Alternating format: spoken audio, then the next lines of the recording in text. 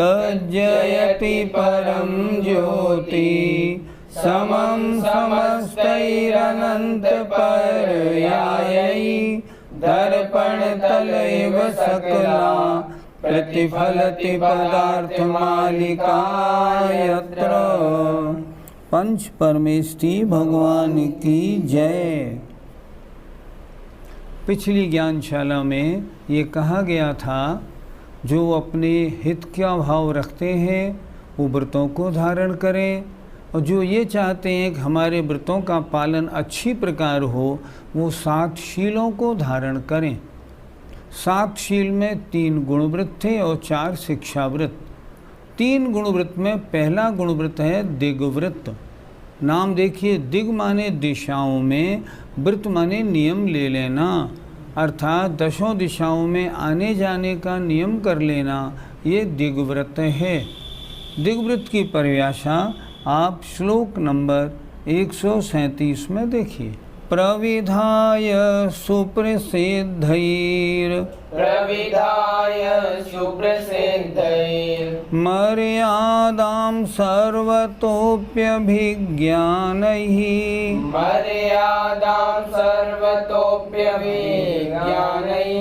प्राच्यादिभ्यो दिग्भ्यः कर्तव्या विरतिरविचलिता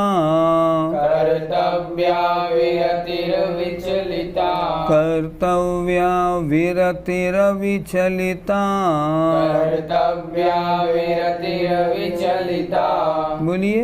प्रविधाय सुप्रसिद्धैः मर्यादां सर्वतोऽप्यभिज्ञानैः प्राच्यादिभ्यो दिग्भ्यः कर्तव्या विरतिरविचलिता। प्रविधाय करके क्या कहा जा रहा है इसमें दिग्व्रत की परिभाषा शुरू हो गई। गुणव्रत 3 होते हैं, दिग्व्रत, देशव्रत, अनर्थ दंडव्रत। तब दिग्व्रत क्या है उसकी परिभाषा इसमें बताई जा रही है।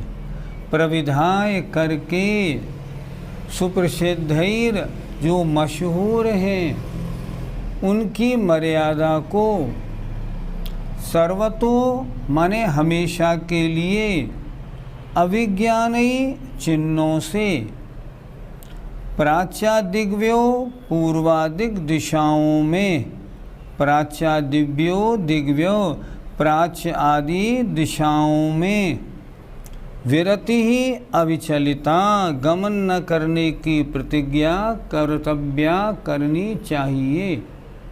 क्या कह रहे हैं? जो सुप्रसिद्ध अच्छे प्रसिद्ध चिन्ह हैं उनके द्वारा सर्वतः सभी दिशाओं में मर्यादा करके क्या करे, जो पूर्वादिक दिशाएं हैं उनमें मर्यादा करके उनसे आगे गमन न करने की प्रतिज्ञा करनी चाहिए। क्या कह रहे हैं? सर्वतो माने 10 दिशाओं में, 10 दिशाओं में चिन्हों के द्वारा मैं पूरब में कलकत्ता से आगे, पश्चिम में बम्बई से आगे, इन दिशाओं में इनसे आगे नहीं जाऊंगा, ऊपर इतना नीचे इतना इससे ज़्यादा नहीं जाऊंगा। इस तरह जो चिन्ह हैं उन चिन्हों से सर्वतो सब ओर की मर्यादा बना ले।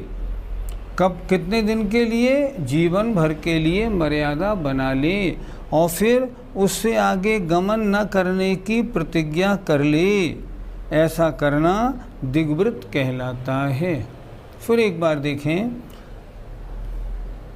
सर्वतो सभी और सभी दिशाओं में सुप्रसिद्धैर अभिज्ञान ही सुप्रसिद्ध चिन्हों के द्वारा मर्यादा को करके पूर्वाधिक सभी दिशाओं में उनसे आगे गमन न करने की प्रतिज्ञा करनी चाहिए और इसका नाम दिग्व्रत है।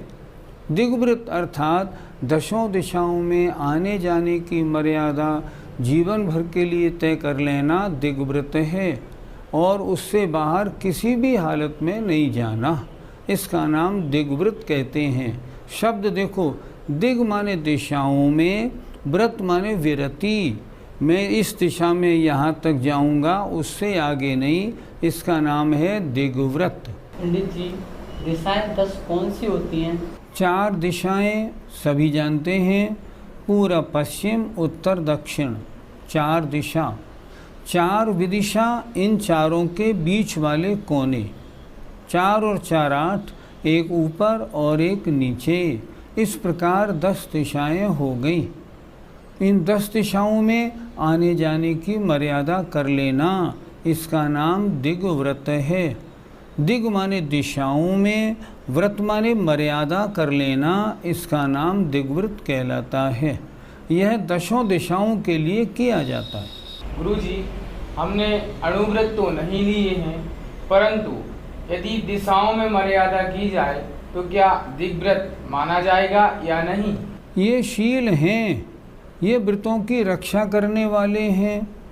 जब व्रती नहीं हैं फिर ये रक्षा किसकी करेंगे? सोचो, पहले व्रत लिए हैं तब तो दिग्व्रत और ये गुणव्रत शिक्षाव्रतों का पालन करना है। गुणव्रत शिक्षाव्रतों का पालन कर लिया, अणुव्रत है ही नहीं, तब फिर कैसे बात बनेगी? नहीं बनेगी। हाँ, लेकिन फिर भी अगर मान लो हम और आप हैं और हम और आपने अभी प्रतिमा धारण नहीं की, 2 प्रतिमा में अणुव्रत गुणव्रत शिक्षाव्रतों को धारण नहीं किया, लेकिन अगर हम उसके बावजूद भी अगर आगे आने जाने की मर्यादा कर लेते हैं तो भी पाप से तो बचेंगे ही। हमें कर लेनी चाहिए, बिल्कुल कर लेनी चाहिए। जैसे इतना नियम कर ले, मान लो हम कि हम भारत देश से बाहर नहीं जाएंगे, अगर हमारा इतना नियम हो गया तो सारे विदेशों से हमारा ममत्व तो हटा के नहीं हटा। कोई मित्र आपसे पूछे चीन चलना है, नहीं भैया हमारे तो त्याग है, तो ममत्व तो एकदम कम हो गया। अरे चले तो चलते, क्या बताएं, पर अभी व्यवस्था नहीं बन रही है, तत्संबंधी राग है। इसलिए अगर अणुव्रत पालन नहीं है, अगर प्रतिमाएं नहीं ली हैं, तो भी 10 दिशाओं में आने जाने का नियम कर लेने से लाभ है, नुकसान नहीं। पापों में तो वृद्धि नहीं, हानि ही होगी, इसलिए अच्छा ही है। पंडित जी, जो दिग्व्रत में नियम लिया वो घटाया बढ़ाया जा सकता है? मान लो आपने पहले पूरे भारत भर में आने जाने का नियम लिया था, अब आपके मन में थोड़ा वैराग्य बढ़ा और आपने निर्णय बना लिया अब मैं राजस्थान से बाहर नहीं जाऊंगा, जीवन पर्यंत का नियम लेता हूं, ये तो कर सकते हैं। लेकिन पहले आपने राजस्थान का दिग्व्रत लिया हो, बाद में आप चाहें पूरे भारतवर्ष का बढ़ा के कर लूं, नहीं, ये नहीं कर सकते। दिग्व्रत में ली हुई मर्यादा को घटाया तो जा सकता है, बढ़ाया नहीं जा सकता। बढ़ाना तो व्रत भंग माना जाएगा। इसलिए दिग्व्रत में पहले खूब सोच समझ के मर्यादा ले, और जो मर्यादा ले उसका फिर जीवन भर के लिए पालन करे, उसमें ज़रा भी ढील और गड़बड़ बिल्कुल नहीं, नहीं तो व्रतों के पालन नहीं करने का पाप बंद हो जाएगा। पंडित जी, दिग्व्रत लेने का तरीका क्या है? श्लोक में दिया है सुप्रसिद्ध ही अभिज्ञान ही, जो मशहूर चिन्ह हैं उनके अनुसार अपनी मर्यादा बना ले। जैसे मान लो हमने मर्यादा बना ली आने जाने की, चारों ओर हम हिंदुस्तान से बाहर नहीं जाएंगे, हमारी 8 दिशाओं की मर्यादा हो गई। अब ऊपर की मर्यादा हमने बना ली, हवाई जहाज के अलावा मैं 10,000 फीट से ऊपर नहीं जाऊंगा, ये आपके ऊपर जाने की मर्यादा हो गई। नीचे जाने की मर्यादा आपने बना ली, मैं किन्हीं भी परिस्थितियों में 1,000 फीट से नीचे नहीं जाऊंगा, ये आपकी मर्यादा हो गई। अब प्रश्न उठता है, ऊपर की मर्यादा का भंग कैसे मालूम पड़ेगा? मान लो किसी स्थान पे आप गए, आपको बद्रीनाथ जाना पड़ा, आपने वहाँ जाके देखा, मालूम पड़ा बद्रीनाथ 10,325 फीट ऊंचाई पर है। नियम था आपका 10,000 फुट का। अब क्या करें? हम तो जब पहले घर से चले थे तो हमने पूछा था, हमें ये बताया था 9,800 फीट ऊंचाई पर है, हम इसलिए आ गए। यहाँ तो हमारे व्रत में गड़बड़ हो गई। अगर ऐसा हुआ है तो आपको तुरंत आके उसका प्रायश्चित लेना पड़ेगा। महाराज मुझसे गलती हो गई, लोगों ने 9,800 बताया तो मैं बद्रीनाथ चला गया, वो तो 10,000 से 325 फुट ज़्यादा निकला। अब महाराज मैं क्या करूं? महाराज आपको प्रायश्चित देंगे। मान लीजिए नीचे की मर्यादा आपने मान लो 1,000 फुट नीचे जाने तक की ली है। अब मान लीजिए भाखड़ा नागल डैम में आप नीचे अंदर की ओर उतर गए। आपने पूछा कितने नीचे जाओगे? बोला 800 फीट तक जाऊंगा। ठीक है, आप बैठ गए उसमें, वो आपको नीचे 800 फीट ले गया, लेकिन उसे किसी कारण से 1100 फीट तक जाना पड़ा और आपको भी 1100 फीट तक जाना पड़ा। आपके व्रत में दोष लग गया। आप क्यों गए? उसका प्रायश्चित लेना होगा। इस तरह आप 8 दिशाओं में तो मर्यादा आपने कर ली और ऊपर नीचे की मर्यादा फुट में करनी पड़ती है, वो मर्यादा आपने कर ली, 10 दिशा की मर्यादा हो गई। अब उस मर्यादा से जीवन भर ज़रा भी रंच मात्र हिलना नहीं है। कोशिश ये करनी है 10,000 फुट की मर्यादा हो तो 9,500 तक ही जाऊं, इससे ज़्यादा नहीं। अगर ऐसा करेंगे तो दिग्व्रतों का पालन अच्छी प्रकार माना जाएगा। पंडित जी, जिसने दिग्व्रत की मर्यादा ले ली है, क्या वह बाहर या उसकी मर्यादा के बाहर मोबाइल फ़ोन आदि से बात कर सकता है? जब दिग्व्रत में मर्यादा बना ली, अब बाहर से किसी भी प्रकार का संबंध क्यों? जब ये बात तय हो गई, मैं बस मेरी मर्यादा हिंदुस्तान की है, अब हिंदुस्तान के बाहर किसी का फ़ोन आए तो भी उस मर्यादा के बाहर फ़ोन से बात नहीं करनी, किसी को पत्र नहीं डालना, वहाँ किसी को नहीं भेजना कि भैया तुम जाओ जरा मेरा काम करा दो, मैं तो देखो जा नहीं सकता, मेरा तो नियम लिया हुआ है। नहीं, ऐसा कुछ नहीं होता। मर्यादा के बाहर कुछ नहीं, जो कुछ करना है बातचीत, मोबाइल, मैसेज, सब मर्यादा के अंदर ही होगा। फिर तो नहीं तो दिग्व्रत की मर्यादा का भंग माना जाएगा। गुरुजी, क्या मर्यादा के बाहर उसका अणुव्रत महाव्रत हो जाएगा? सोचो, महाव्रत कैसे हो जाएगा? अभी वो श्रावक है, उसके प्रत्याख्यानावरण कषाय का उदय है। महाव्रत के लिए तो प्रत्याख्यानावरण कषाय का अनुदय चाहिए, उसके तो उदय है, ऐसे नहीं। महाव्रत के लिए दिगंबर मुद्रा चाहिए। महाव्रतों के साथ 28 मूल गुणों का पालन चाहिए, वो तो उसके हैं नहीं, वो नहीं होगा। लेकिन अभी तक उसका अहिंसा व्रत अधूरा था। अधूरा क्यों था? पूरे विश्व के इतने हिस्से में थोड़ी बहुत हिंसा करेगा, बाहर के हिस्से में बिल्कुल अहिंसा नहीं करेगा। तो जो उसने नियम लिया है, उस नियम के बाहर उसका अहिंसा व्रत पूर्ण पलेगा, लेकिन रहेगा तो अणुव्रत ही, लेकिन महाव्रत जैसा कहलाएगा। जैसे महाव्रती कहीं भी दोष नहीं लगाता, उसके अपनी मर्यादा के बाहर दोष नहीं लगेगा, इसलिए महाव्रत जैसा तो हो जाएगा, महाव्रती नहीं बनेगा। पंडित जी, मर्यादा के बाहर अगर कोई धार्मिक प्रसंग आ जाए तो वह व्रती जा सकता है या नहीं? मर्यादा के बाहर उसने पापों का त्याग किया है, धार्मिक क्रियाओं का नहीं। एक बार का प्रसंग है, कुंडलपुर जी में मुनि महाराज एक विराजमान थे, उनका स्वास्थ्य बहुत खराब था। आचार्य जी ने अपने ब्रह्मचारी जी के द्वारा मेरे पास संदेश भेजा। ब्रह्मचारी जी मुझसे बोले, उनका स्वास्थ्य बहुत ख़राब है, आप उन वैद्य जी को लेके जल्दी वहाँ जाएं। मैंने उन वैद्य जी से निवेदन किया, वैद्य जी कुंडलपुर में एक महाराज का तबीयत बहुत ख़राब है, आपको वहाँ चलना चाहिए। उन्होंने स्पष्ट कहा, मेरे इन दिनों मर्यादा देशव्रत की है, मैं अपनी सीमा से बाहर नहीं जाऊँगा। मैंने उनसे कहा वैद्य जी धार्मिक कार्य के लिए मर्यादा नहीं होती? उन्होंने कहा नहीं, मैं तो नहीं जाऊँगा, और वो नहीं गए। बाद में उन्होंने अपने किन्हीं और जो अपने से छोटे थे उनको भिजवा दिया, वो काम पूरा हो गया। मैंने आचार्य जी को पूछा, महाराज हमने जो मर्यादा ली है, अगर उस मर्यादा के बाहर कोई धार्मिक प्रसंग आ जाए, मान लो हमारी मर्यादा चल रही है, मैं उत्तर प्रदेश से बाहर नहीं जाऊंगा, और मुझे अभी मालूम पड़े कुंडलपुर में बड़े बाबा का महामस्तकाभिषेक बहुत बड़ा प्रोग्राम, आचार्य श्री विराजमान, क्या मैं वहाँ जा सकता हूँ कि नहीं? मैंने आचार्य श्री को पूछा, तो मर्यादा के बाहर धार्मिक प्रसंगों में जा सकते हैं या नहीं? आचार्य श्री ने उत्तर दिया, धार्मिक प्रसंगों में जाने के लिए मर्यादा नहीं होती, मर्यादा तो पाप कम करने के लिए है।